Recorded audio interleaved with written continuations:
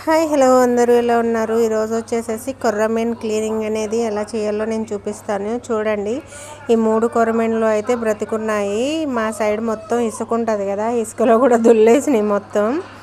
ఒకసారి చూసారు కదా, అవి అటు ఇటు కదులుతూ పోతున్నాయి. పాపం దాన్ని మొత్తం ఇసుక అనేది అంటుకుండిపోయింది.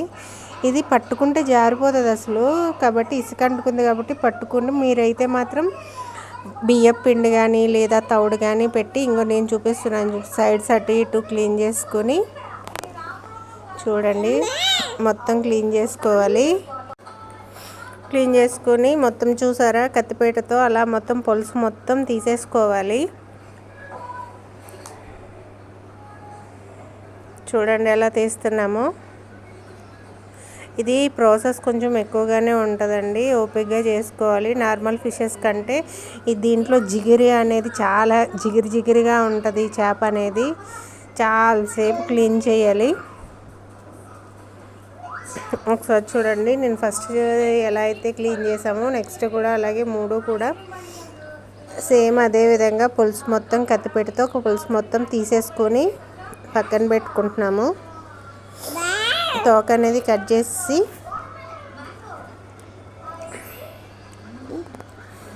అర్థమవుతుందో లేదని మళ్ళీ అవి చేసినప్పుడు కూడా నేను వీడియో అనేది తీసాను.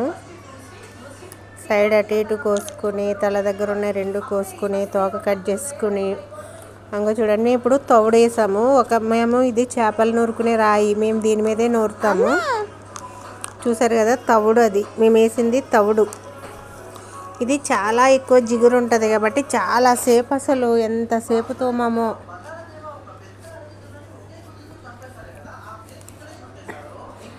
మనం కత్తిపీటతో తీసినప్పుడు కొంచెం పలుసు మాత్రమే పోతుంది. ఇలా రాడు మీద వేసి బాగా రుద్దామనుకోండి, ఉన్న పులుసు మొత్తం పోతుంది. కానీ ఇది జిగురు ఎక్కువగా ఉంటుంది. తవుడు వేయడం వల్ల మనకి జారిపోకుండా మంచిగా ఉంది.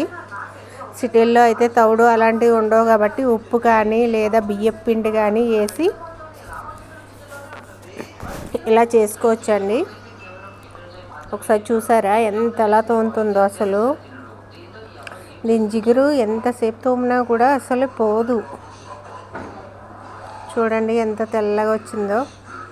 అలాగే తోక దగ్గర తల దగ్గర కూడా ఒక్కొక్కసారి పులుసు అనేది ఉండిపోతుంది. అందుకే మళ్ళీ ఇంకొకసారి తోముతుంది. చూడండి, బ్యాక్ సైడు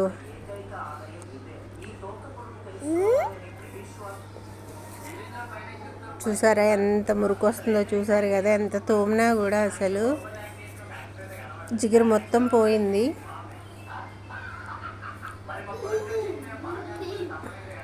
వాటర్ పోసుకోవాలి, నీట్గా కడుక్కుని. ఇంకా 2 ఉన్నాయి కదా, వాటిని కూడా క్లీన్ చేసుకోవాలి కదా.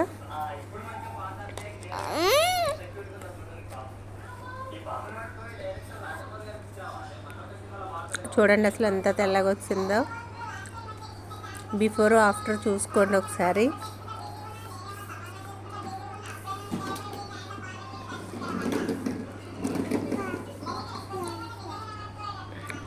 ఇంకా ఎక్కడైనా ఉందేమోనని ఇలా గోపుతుంది, కానీ ఎక్కడ ఇంకా పులుసు లేదు. నీట్గానే వచ్చింది. అది ఒక దాకలో పెట్టేసుకున్నాము. నెక్స్ట్ 2 కూడా ఆ విధంగానే క్లీన్ చేసేసుకున్నాము. ఇప్పుడు కటింగ్ చూద్దాము. తల అటు సైడు ఇటు సైడు కట్ చేస్తుంది ఫస్ట్. అది డస్ట్ దాంట్లో వేసుకున్నామట. ఇది చాలా ప్రాసెస్ అండి. ఆ తల చాలా కష్టం కదా చేయడం. ఇప్పుడు చూడండి, దాని లోపల మొత్తం వేస్ట్ ఉన్నది. దీంట్లో శన ఎక్కువ ఉంది చాలా. అదిగో చూసారు కదా, అదిగో శన కూడా తీస్తుంది. ఇవి కొర్రమీన్ ఫ్రై చాలా బాగుంటుందండి. పులుసు కంటే ఫ్రైయే బాగుంటుంది కాబట్టి మేము ఫ్రైయే చేసుకుందామని ఫ్రైకనే చిన్నగా ముక్కలు అనేవి కోస్తుంది.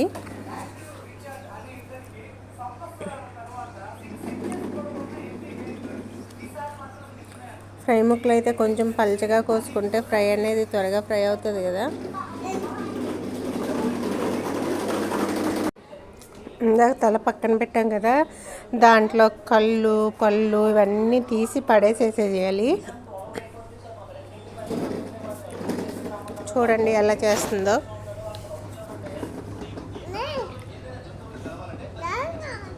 అలాగే ఉన్న రెండు కూడా ఇప్పుడు నేను చూపించిన విధంగానే చేసేసాము.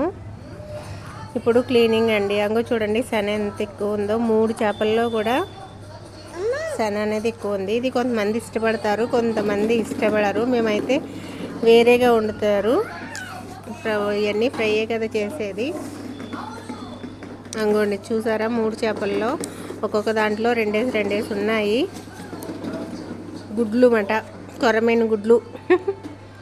మేము శన అంటాం, మరి మీరేమంటారో కామెంట్ చేయండి. ఇప్పుడు ఆ ముక్కల్లో మొత్తం బ్లడ్ కానీ ఏమన్నా నాచు కానీ ఏమన్నా ఉంటే క్లీన్ చేసేసుకోవాలి. ఒకసారి చూడండి ఏ విధంగా చేస్తున్నామో.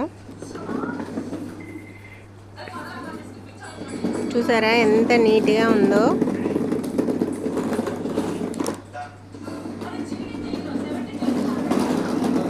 అలాగే ముక్కలన్నీ కూడా క్లీన్ చేసుకోవాలి.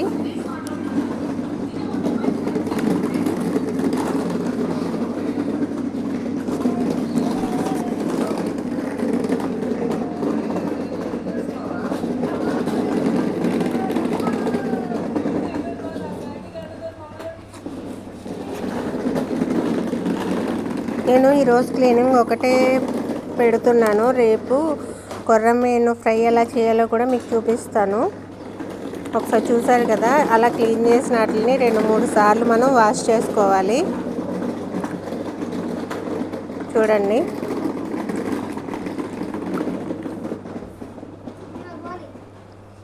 చూసారు కదా, అలా 2-3 సార్లు మనం వాష్ చేసుకుంటే చాలా నీట్గా ఉంటాయండి.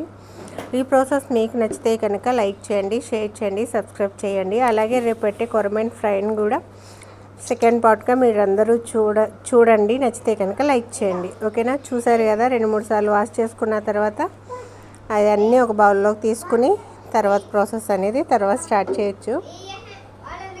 చూసారు కదా ఎంత నీట్గా వచ్చిందో. ఈ విధంగా మీరు చేసుకుంటే కనుక